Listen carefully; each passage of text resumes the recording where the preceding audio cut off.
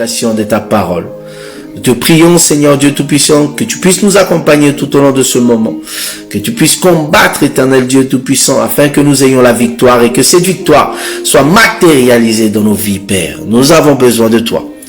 Te donnons toute la gloire, toute l'honneur et la louange, toi qui vis et qui règnes pour des siècles et des siècles. Au nom de Jésus-Christ, nous disons Amen, Amen et Amen. Encore une fois, Shalom, que la paix du Seigneur soit avec vous,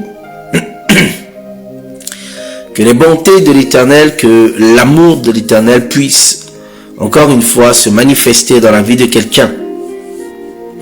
Bien-aimés, nous allons continuer notre marche sur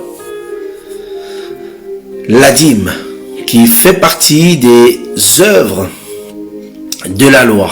Alors, quand nous parlons des œuvres de la loi, bien-aimés, nous voulons parler de tout acte qui était fait par les sacrificateurs, c'est-à-dire ceux qui avaient le sacerdoce, c'est-à-dire ceux qui avaient la loi et qui devaient la porter aux autres, bien-aimés. Alors, c'est quoi la loi? Comprenons bien ce que c'est la loi. La loi, bien-aimés, c'est une alliance, une première alliance que l'Éternel va faire avec un peuple. Ok? Et cette alliance, Dieu va se choisir un peuple afin de le garder auprès de lui. Et cette alliance va marquer l'appartenance de ce peuple-là à Dieu. Voyez? Et cette alliance va conduire à ce que Dieu puisse se manifester au sein, Dieu puisse se manifester à travers ce peuple-là. Bien-aimé, ce peuple-là, c'est le peuple d'Israël.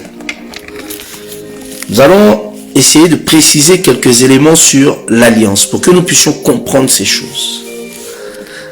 La loi, disons, nous allons préciser certaines choses sur la loi. La loi est un temps, est une dispensation. La loi est aussi une alliance. Quand nous disons un temps, une dispensation, c'est une manifestation. D'accord? C'est un temps où Dieu s'est manifesté au sein d'Israël. D'accord? La loi est aussi un peuple. La loi, c'est Israël. Parce que la loi a été donnée à Israël. Ok? La loi, c'est aussi une alliance. C'est-à-dire un élément qui va lier Israël à Dieu. Ok? Nous allons voir la loi comme une alliance. Très important. Pour que vous puissiez comprendre et pas tout mélanger. Parce que comprenez quelque chose qui est très important. La Bible nous dit que Dieu, l'Éternel, Jésus-Christ, est le même hier, aujourd'hui et éternellement. Et ce qu'il dit, ce qu'il fait, en aucun cas, il va le changer. D'accord? Voilà pourquoi il faut faire très attention. La loi n'a pas été abolie, mais la loi a été accomplie. Il faut comprendre le terme accompli. Sinon, bien-aimé, tu vas marcher à contresens de ce que le Seigneur nous appelle à voir. Regardez dans Jérémie, Jérémie chapitre 31. Jérémie chapitre 31 au verset 33. Jérémie 31 au verset 33. La Bible nous dit: mais voici l'alliance que je ferai avec la maison d'Israël. D'accord? Après ces jours-là, l'Éternel, dit l'Éternel, je mettrai ma loi au-dedans d'eux, je l'écrirai dans leur cœur et je serai leur Dieu. Ils seront mon peuple. D'accord?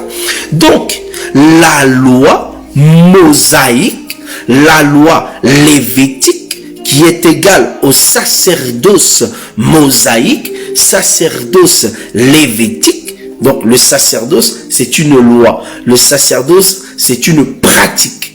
Ok? Dieu dit dans Jérémie 31, verset 33, d'accord, sans pour autant rajouter ni enlever un élément ou un mot, la Bible dit que « Mais voici l'alliance que je ferai avec la maison d'Israël. » Donc cette alliance qui est faite avec la maison d'Israël, c'est-à-dire Israël dans la chair, s'appelle la loi. La Bible parle d'un époux avec deux femmes. D'accord? Faites attention. Ok?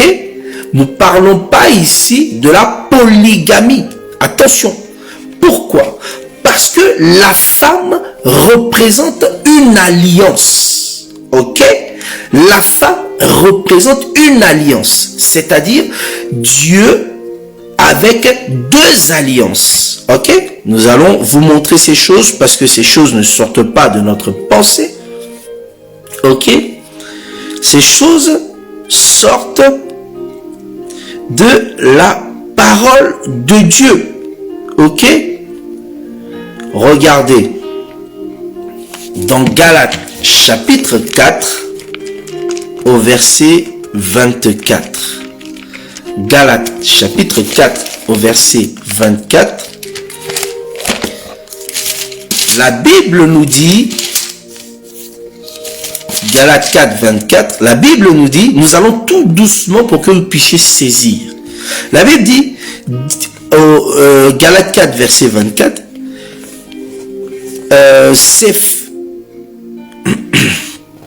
regardez, ces faits ont une valeur allégorique, car ces femmes sont deux alliances.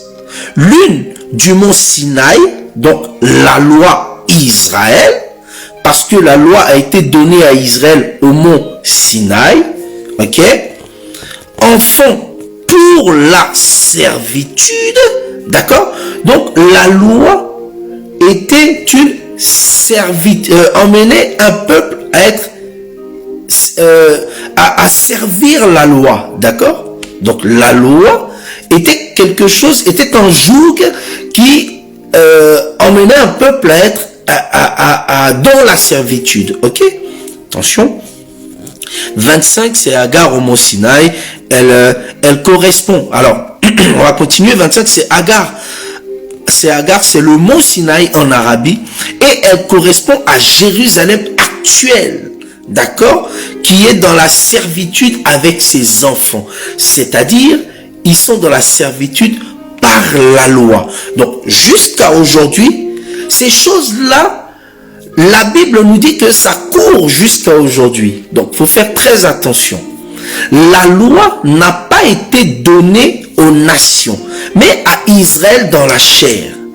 Et Israël dans la chair a un lien avec Dieu par rapport à la loi.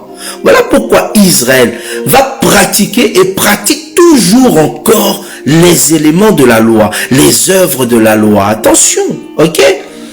Mais la Jérusalem d'en haut, c'est notre mère, une autre femme, la Jérusalem d'en haut. Car il est écrit, réjouis-toi, stérile, toi qui n'enfantes point. Ok? Donc, vous comprenez ici que l'alliance, c'est la femme. Dans la Bible, attention, il faut comprendre le langage de Dieu. Il dit aux Juifs, vous ne comprenez pas mon langage. Voilà pourquoi ils l'ont vendu. Mais attention, si tu ne comprends pas le langage de l'Éternel, tu vas vendre Dieu, tu vas écarter Jésus-Christ dans ta vie, bien-aimé, et tu vas marcher avec un voile sur les yeux, pensant que tu fais du bien. Attention, ici, vous allez comprendre que la Bible nous parle de deux épouses, c'est-à-dire deux alliances et non deux femmes. C'est pas un homme avec deux femmes, c'est Dieu avec deux alliances. Ces deux alliances-là représentent deux épouses, c'est-à-dire Israël avec la loi et les nations avec la vérité et la grâce. Voilà pourquoi la Bible nous dit que Moïse est venu avec la loi et Jésus vient avec la vérité et la grâce. Ok? Maintenant, remarquez nous allons accentuer ce que nous disons dans Psaume chapitre 147 au verset 19. La Bible nous dit, Psaume chapitre 47 à partir du verset 19, on termine au 20. Il révèle sa parole à Jacob. D'accord? Jacob, c'est les 12 tribus d'Israël. Donc, Jacob dit à ses enfants, rassemblez-vous tout Israël. Ok? Et tu vas comprendre que quand Jacob se bat avec Melchisédek, Melchisédek change le nom de Jacob en Israël. Cela annonçait les choses à venir. Donc tu vas comprendre que Jacob représente Israël. Ok? Il dit, il révèle la parole à Jacob, ses lois et ses ordonnances à Israël. Ok? Donc toute la loi et toutes les ordonnances ont été révélées et données à Israël. Ensuite, 20, il n'a pas agi pour toutes les nations. Il n'a pas agi de même pour toutes les nations. Et elles ne connaissent point ces ordonnances. Voilà le problème ici. Israël a reçu la loi et connaît la loi. Ok? Connaît la loi par le sacerdoce lévitique, le sacerdoce mosaïque. D'accord? Quand nous parlions de la dîme, nous avons dit que il y avait cette dîme de reconnaissance d'Abraham et de Jacob. Et le Seigneur va prendre ça et il va la transcrire en loi pour Israël. Et il va choisir Lévi, d'accord, pour prendre cet héritage parce que Lévi n'avait pas d'héritage sur cette terre. C'est des choses que nous allons voir. Quand tu montes un peu, tu vas comprendre que celui qui n'a pas d'héritage sur cette terre, bien-aimé, tu comprends que c'est cette seconde épouse qui est céleste. Attention, ne te mélange pas. C'est pour ça qu'il faut faire très attention à la compréhension. Maintenant, tu vas comprendre que l'Éternel va donner cette loi à Israël. Donc, tout ce qui parle de la loi, c'est destiné à Israël. Ok? Tout ce qui est regroupé dans la loi, c'est destiné pour Israël et non pour toi et moi. Ok? Mais par contre, comprends que Dieu est le même hier, aujourd'hui et éternellement. Tout ce qu'il a dit hier, il le fait aujourd'hui et il le fera demain. Comprends ça. C'est très important. Le Seigneur ne se contredit pas. La loi ne contredit pas la foi. La foi ne contredit pas la loi. Ok? Pourquoi? Parce que c'est les mêmes choses qu'il dit. Simplement, tu vas comprendre que dans la loi qu'il a donnée à Israël, il y avait un défaut. D'accord? Et c'est ce défaut-là que l'Éternel va venir régler dans la grâce, dans la foi. Ok? C'est ce défaut-là que le Seigneur va venir changer. C'est ce défaut-là que le Seigneur va venir arranger. Bien aimé, c'est ça qui est important à comprendre. Quand on dit que la loi a été accomplie, il dit bien que la loi n'a pas été abolie. Il faut comprendre que la loi n'a pas été changée. Mais il y avait un défaut. Et c'est ce défaut-là qui doit être réparé. Ok? Mais quand Dieu fait ces choses, il le fait sciemment. Pourquoi? Parce que tu vas comprendre que tout homme sur la terre doit être trouvé menteur. Tout homme dans tout l'univers doit être trouvé menteur et Dieu seul doit être trouvé vrai. Voilà pourquoi Dieu, quand il va donner la loi à Israël, il va intégrer un défaut. Ok? Pour que personne ne dise que lui, il est saint et il est propre devant Dieu. Mais que toute personne dise que c'est par Dieu, c'est par Christ qu'il est saint. Ok?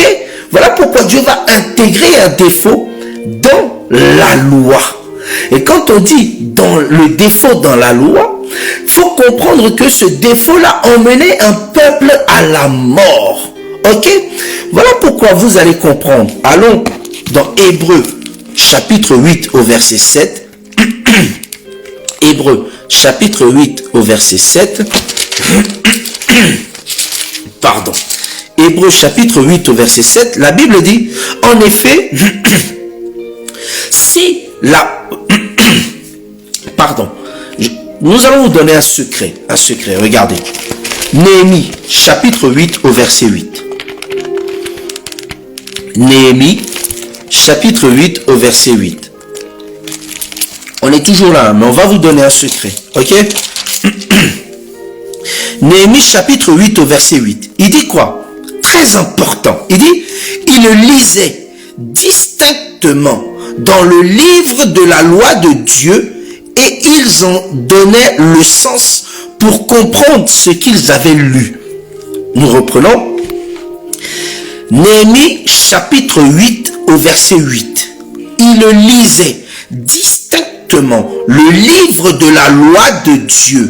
Comprenez que le livre de la loi de Dieu, c'est les écrits. Ok? Et ils ont donné le sens pour comprendre ce qu'ils avaient lu.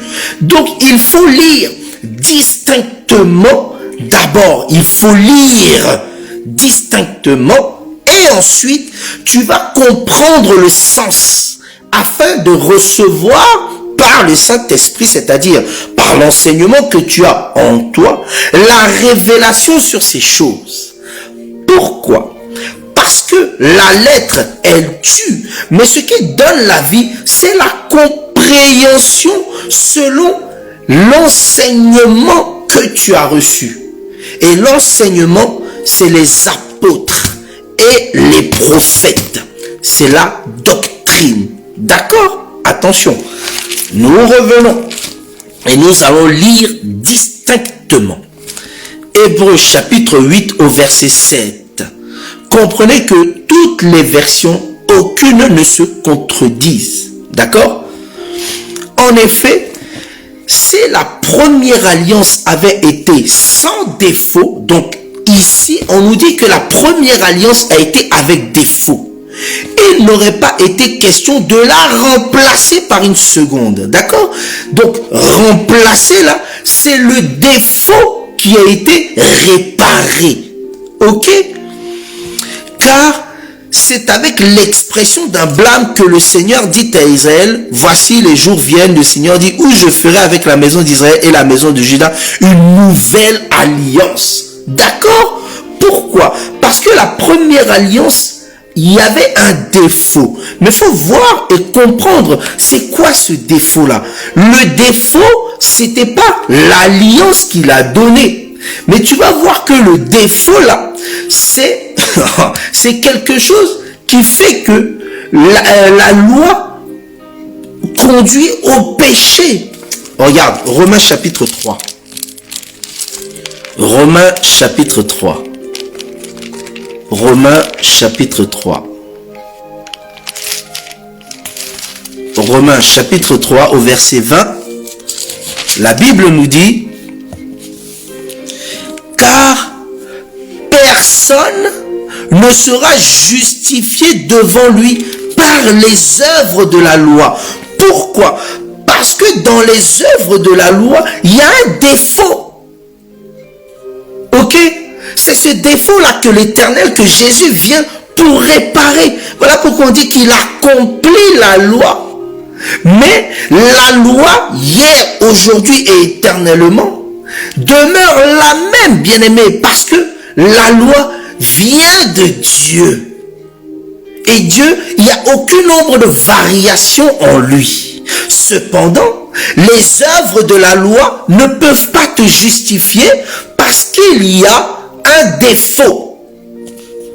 On continue. Puisque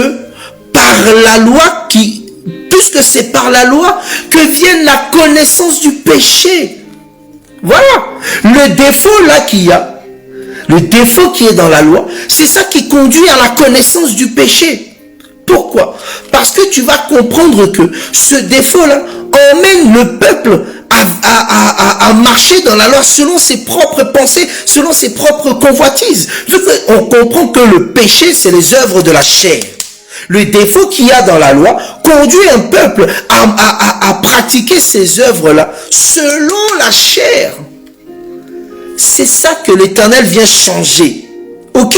Il ne vient pas changer la loi, il vient changer ce défaut-là. C'est quoi ce défaut-là? C'est pour ça que tu vas voir que Paul nous dit dans Romains chapitre 7 au verset 7, ou à partir du verset 7, mais si tu veux lire, tu peux descendre. Il dit quoi? Il dit, que dirons-nous donc? La loi est-elle péché? Loin de là. La loi n'est pas un péché. La loi n'est pas mauvaise. Mais c'est le défaut que Dieu a mis dans la loi. C'est ça. Il dit, mais je n'ai connu le péché que par la loi. Pourquoi Paul connaît le péché que par la loi? Parce qu'il y a un défaut. Voilà pourquoi Paul, quand il va être renouvelé, relevé de ce défaut-là, il va dire que tout ce qui était un gain pour moi, je l'ai vu comme de la boue. Regarde, attends, allons voir ça, c'est très bon. Il dit tout ce qui... Tu vas comprendre que Paul ne parlait pas des voitures et de tout ça. Pourtant, il y avait ça avant. Regardez. Allons dans Philippiens chapitre 3 au verset 7. Philippiens chapitre 3 au verset 7. Philippiens chapitre 3 au verset 7. Philippiens chapitre 3. Philippiens chapitre 3. Regardez. On va même commencer. Voilà.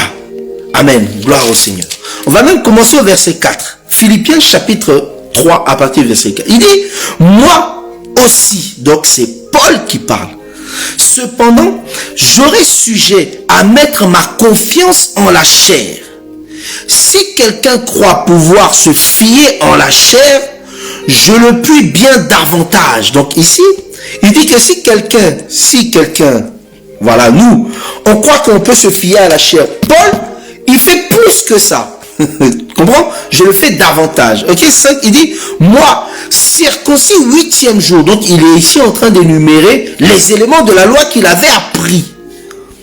Circoncis 8e jour de la race d'Israël, de la tribu de Benjamin. Hébreu, né hébreu. Quant à la loi, pharisiens. Les pharisiens, c'est ceux qui détenaient la connaissance de la loi. Ok? Il dit, quant aux zèles, persécuteurs de l'église. L'église, c'est l'esprit. D'accord? Donc, Paul ici, il dit que la loi ici le conduit à persécuter l'esprit. Donc, la chair conduit à persécuter l'esprit. Mais il dit ça là, c'est par la loi qu'il faisait ces choses. C'est avec la loi qu'il faisait ces choses. Pourquoi? Parce qu'il y avait un défaut. D'accord? Mais il dit, quant aux zèles de l'église, irréprochable à l'égard de la justice de la loi. Ça veut dire que toute la loi, là, il était irréprochable. Donc, quelqu'un qui était pieux face à la justice de la loi. D'accord? Quelqu'un qui était pieux face à la justice de la loi. Mais, on a lu précédemment que, quant à la loi, dans Romains 3, personne ne peut être justifié par les œuvres de la loi. D'accord?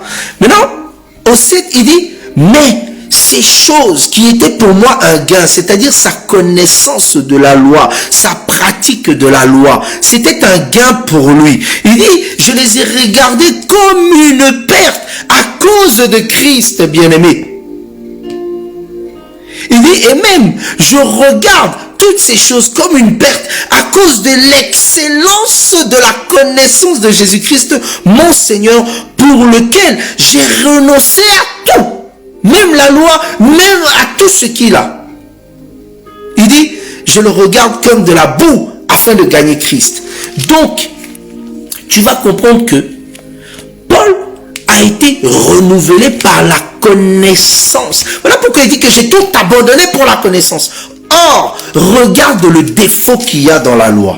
D'accord? Regarde ce défaut-là. Dans Hébreux chapitre 10. Hébreux chapitre 10.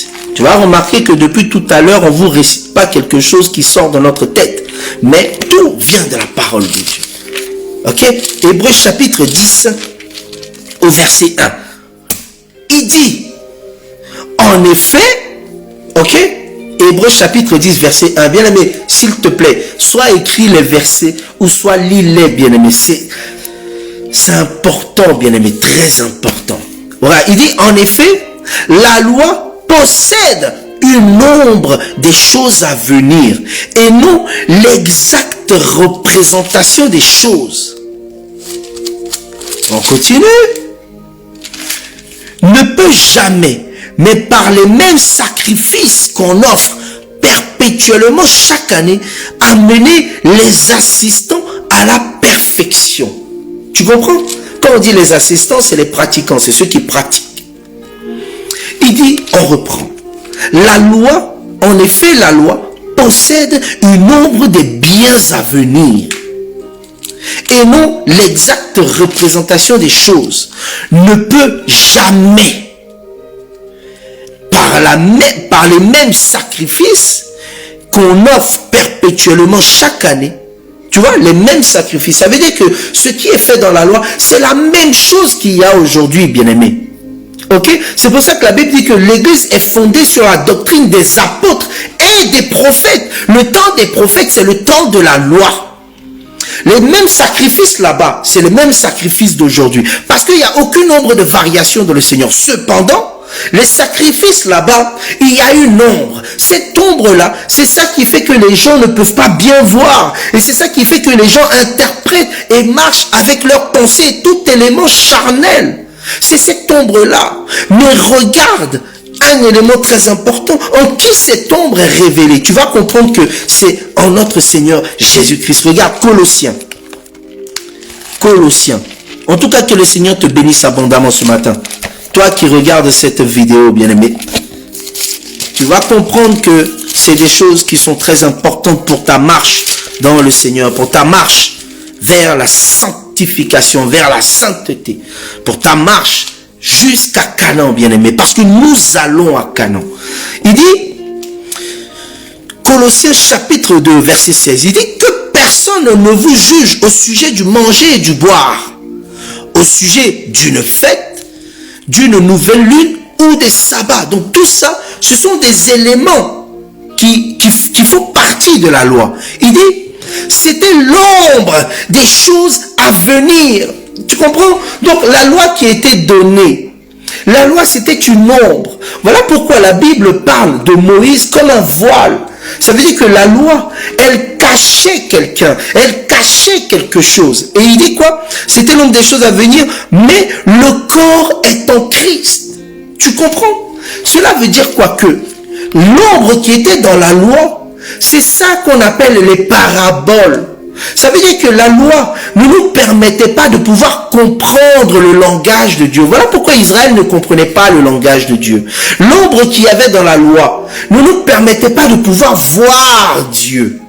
Ok? Et c'est cette ombre-là que l'Éternel va venir accomplir. C'est-à-dire que tous les éléments qui sont dans la loi, Jésus-Christ, quand il va marcher un par un, il va expliquer ces choses dans son corps.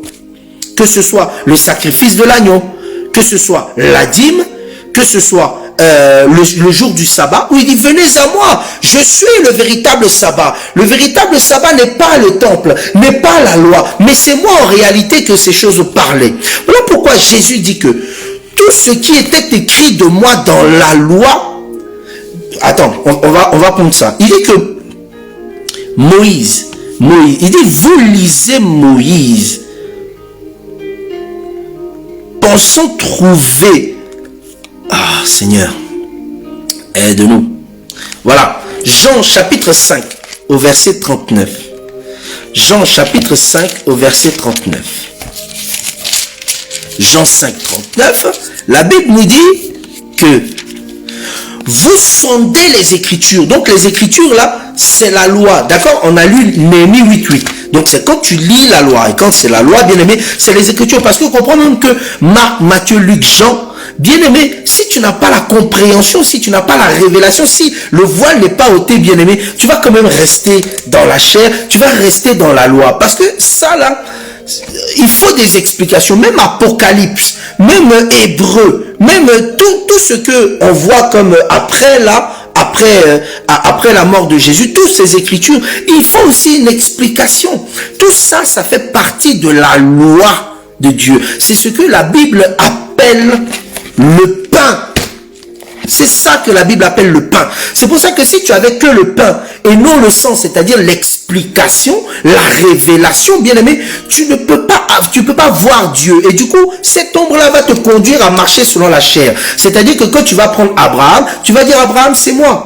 Quand tu vas prendre Daniel, tu vas dire Daniel, c'est moi le Daniel de ma famille. C'est moi le Job de ma famille. C'est moi le Jacob. Mais en réalité, quand Dieu parlait de Joseph, mais il parlait de moi. Tu vois, c'est ça l'ombre. Alors que non. Alors que Jacob, c'est Jésus.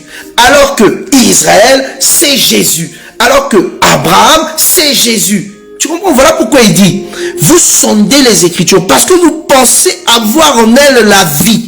Mais elles sont le témoignage de moi. Voilà pourquoi, bien-aimé, quand Jésus va naître, Zacharie, qui est sacrificateur, père de Jean-Baptiste, il va dire, le soleil levant nous a visité. Mais pourquoi faut que le soleil levant visite le peuple? Pourquoi? Pour venir accomplir la loi, c'est-à-dire pour venir enlever l'ombre qui était sur la loi et pour venir dire en vérité, la loi ne parlait pas d'un homme, la loi ne parlait pas de Élie, la loi ne parlait pas de Jacob, la loi ne parlait pas de ces choses, mais la loi parlait de Jésus. Voilà pourquoi, bien-aimés, Jésus vient nous apporter la connaissance qui nous donne la vie éternelle. Tu comprends? C'est-à-dire que cette connaissance-là, il vient ôter le voile. Voilà pourquoi quand il va mourir, le voile va être déchiré. C'est-à-dire le voile qui cachait Jésus, le voile qui cachait Jésus-Christ dans les Écritures, dans la loi, on va l'enlever. Voilà pourquoi nous vous disons, celui qui pratique la loi comme étant des éléments naturels et physiques, comme c'est dit, celui-là, il est sous la malédiction. Pourquoi? Parce qu'il pratique ces choses en étant dans l'ignorance. Il pratique ces choses en étant dans la mort, c'est-à-dire en étant voilé. Et la Bible dit que mon peuple périt par faute de connaissance. Écoute bien, mon peuple périt parce qu'il est ignorant, parce qu'il garde le voile sur les yeux et il pratique les choses qu'il ne comprend pas et qu'il ne connaît pas. La loi, dans les Écritures, c'est les paraboles. Quelque chose que tu ne comprends pas ne peut jamais te sauver. Quelque chose que tu ne comprends pas te mettra toujours sous un joug, sous un esclavage. Et Israël ne comprenait pas dans les Écritures que la Bible et les Écritures parlaient de lui. Voilà pourquoi tu vas comprendre. Je te prends juste un exemple et on va terminer dessus. La Bible dit, Jésus vient voir ses disciples et il dit, que dit-on que je suis? Ok? Il dit, que dit-on que je suis? Ah, que dit-on que je suis? Hein? On va aller voir ça. Tu es Élie.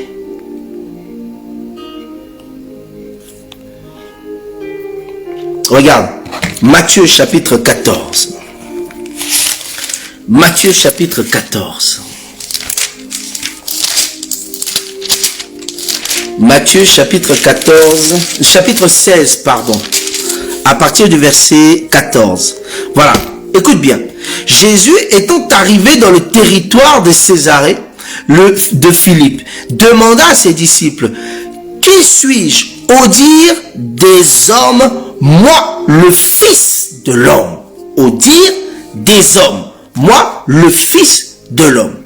Ils répondirent, les uns disent que tu es Jean-Baptiste, les autres disent que tu es Élie, les autres Jérémie ou l'un des prophètes. Ok? Quand il dit, que dit-on que je suis? Que disent les hommes? D'accord? Il veut parler d'Israël. Ok? Il veut parler du peuple qui est loin de lui. D'accord? En ce temps-là, Jésus était autour et à côté des apôtres.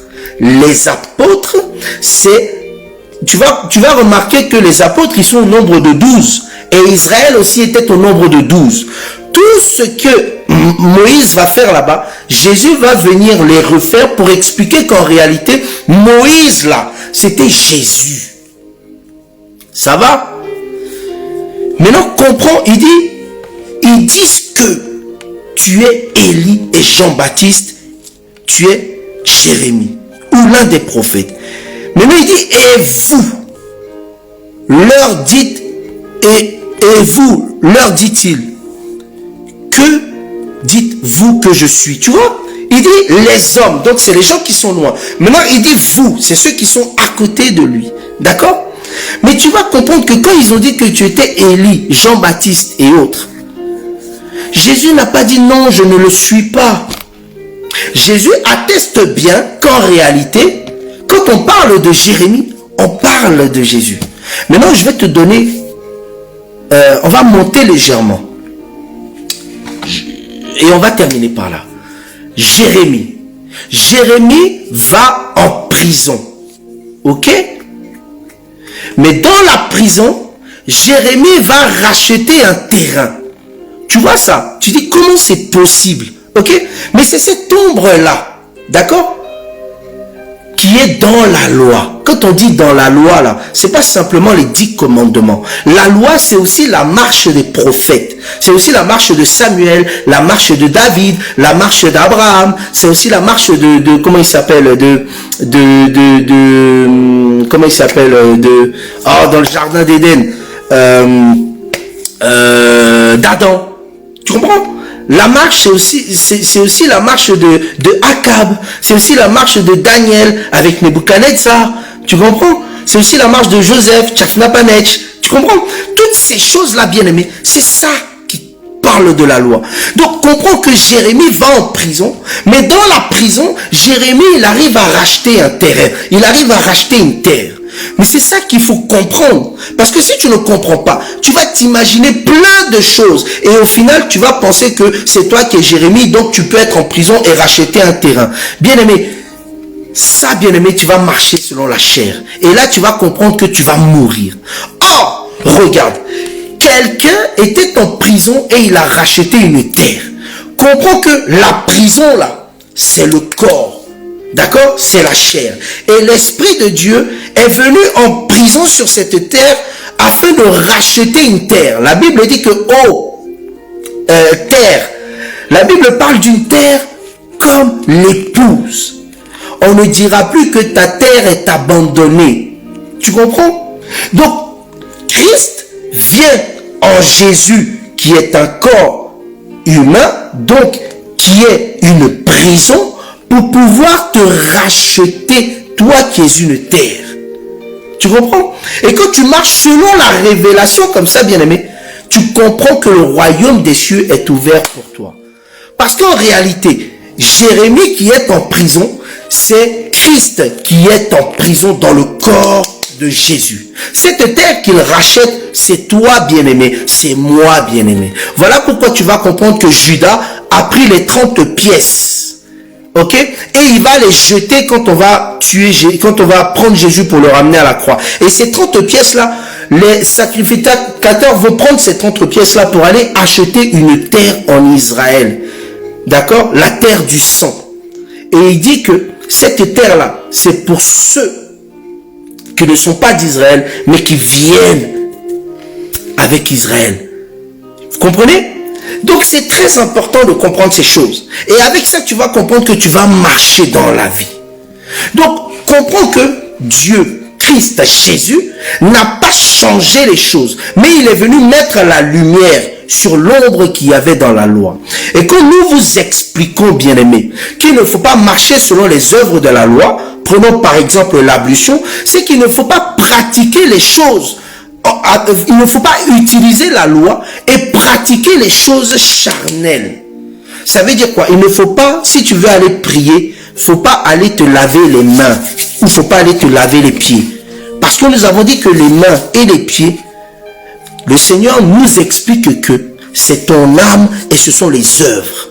Et c'est pour ça que vous allez comprendre que quand Christ va venir, il va révéler ces choses en disant que c'est pas la chair ni le corps, mais c'est l'âme qui doit être pure. C'est les œuvres qui doivent être pures, les œuvres qu'on doit lier avec le corps. C'est pour ça que si tu comprends que tu vas qu'un jour de sabbat à l'église, ou tous les jours tu fais n'importe quoi, mais ce seul jour-là, parce que la Bible a dit le sabbat, donc tu deviens, me sens tout, je sais pas, saint, tu vas comprendre, bien aimé, que c'est pas ça. Maintenant, quand tu es renouvelé, quand le Saint-Esprit rentre en toi, tu comprends que l'ombre, en fait, du sabbat, là, c'était Jésus. Parce qu'il dit que venez à moi, vous tous qui êtes fatigués et chargés, je vous donnerai le repos. Donc, tu vas même plus t'arrêter à un seul jour, ou par rapport à l'église ou le temple. Mais tu vas comprendre que tous les jours de ta vie, Christ est avec toi, parce qu'il dit qu'il ne t'abandonne pas. Mais tous les jours de ta vie, bien aimé, tu vas comprendre que c'est un jour de sabbat. Parce que tu dois être dans le repos avec le Seigneur. C'est ça, bien aimé. La loi et la grâce. Nous allons aussi expliquer la grâce, parce que c'est très important ces choses. Comprends que la loi n'a pas changé. C'est la même loi. Cependant, il y avait un défaut dans la loi que l'Éternel vient pour réparer. Et ces défauts-là, c'est que ceux qui vivent selon la loi, ils sont voilés, ils sont ignorants. Donc Dieu vient nous donner la connaissance pour nous emmener à ce que nous puissions comprendre les éléments de la loi. Et en fait, plus marcher selon la chair, mais marcher selon l'esprit. Et c'est l'ombre là qui conduisait les gens qui pratiquent la loi à marcher et à vivre selon la chair et donc à pratiquer le péché. Et la connaissance de l'Éternel t'emmène à lever le voile qu'il y a dans les Écritures, dans la loi, pour marcher selon les œuvres de l'Esprit.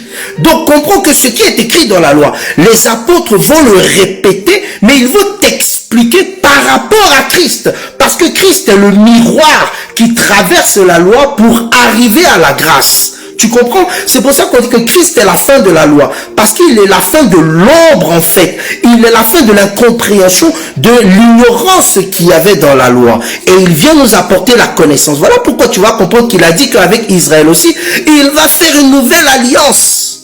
Bien aimé, nous avons trop dépassé. Garde ça, d'accord? Nous allons continuer ces choses, c'est très important. Et nous allons parler sur les œuvres de la loi concernant la dîme. C'est-à-dire que nous allons ôter le voile qu'il y avait sur la dîme. Pour qu'on puisse voir qu'en réalité, c'est quoi la véritable dîme? Nous vous disons déjà, la véritable dîme, tu vas comprendre que d'une part, c'est Christ, et d'une autre part, c'est un peuple. Ah. Que le Seigneur te bénisse. Bien aimé, on va prier. En tout cas, pardonnez-nous, vraiment, on a dépassé, excédé le temps, mais ces choses sont très importantes pour toi et pour moi. On voulait parler de la dîme, mais le Seigneur a permis qu'on puisse continuer et rester longtemps. Donc, nous allons prier. Bien aimé, tu vas prier que le Seigneur puisse te garder dans sa présence, te garder dans sa parole, de te permettre, par sa grâce et par son amour, de pouvoir le voir, qu'il puisse se révéler encore à toi, que la pensée humaine et charnelle n'est pas autorité ni puissance sur toi. Comprends que ce sont ces éléments-là qui vont te garder devant le Seigneur, qui vont te permettre de résister au diable afin qu'il fuit loin de toi. C'est-à-dire qu'ils vont te permettre de résister à la maladie et à tout ce que tu crois que cela peut t'éloigner ni t'empêcher de voir Jésus. Parce que bien aimé, rien ne peut t'éloigner de l'amour de Jésus. Or, l'amour de Jésus, c'est qu'il se révèle à toi, c'est qu'il t'apporte la connaissance. Cela veut dire que tu dois désirer véritablement être auprès du Seigneur afin qu'il puisse ôter le voile qui est dans ta vie. Tu vas comprendre que même les enfants, même le mariage, toutes ces choses, bien aimés, ces choses-là, bien aimés, ne peuvent pas t'empêcher de désirer connaître Christ, parce que c'est la connaissance de Christ qui te permet de vivre éternellement et de pouvoir jouir éternellement de Christ. Christ est la source de toutes choses, bien aimés. C'est-à-dire que peu importe ce que tu veux, c'est Christ qui est la source de ces choses. Alors tu vas prier que le Seigneur te maintienne vraiment, qu'il te garde, qu'il te donne cette force de résister véritablement à tous les assauts de Satan, à tous les assauts de tous ces esprits impurs qui veulent enlever la parole véritable de Dieu dans ton cœur. On avait lu une fois, et on le lira certainement une autre fois, que Satan vient pour enlever la parole, enlever la véritable parole de Dieu. Alors comprends que le combat, il se passe là, entre les enseignements, entre les faux enseignements et les vrais enseignements. Et c'est ça, bien-aimé, que tu dois résister. Parce que ce qui va vivre, ce qui va te faire vivre, c'est l'enseignement que tu as au fond de toi. Si tu as un mauvais enseignement au fond de toi, tu vas vivre mal. Si tu as l'enseignement véritable de l'Éternel au fond de toi, tu vas comprendre et tu vas vivre selon la parole de Dieu. Donc, priez pour ça. Prions pour ça véritablement, que le Seigneur nous maintienne dans son amour, dans sa présence, que véritablement le Seigneur puisse écarter de nos pensées, de notre entendement, tout ce qui nous éloigne de lui. Élève ta voix, bien-aimé. Seigneur, nous te prions ce matin, Père. Oui, nous avons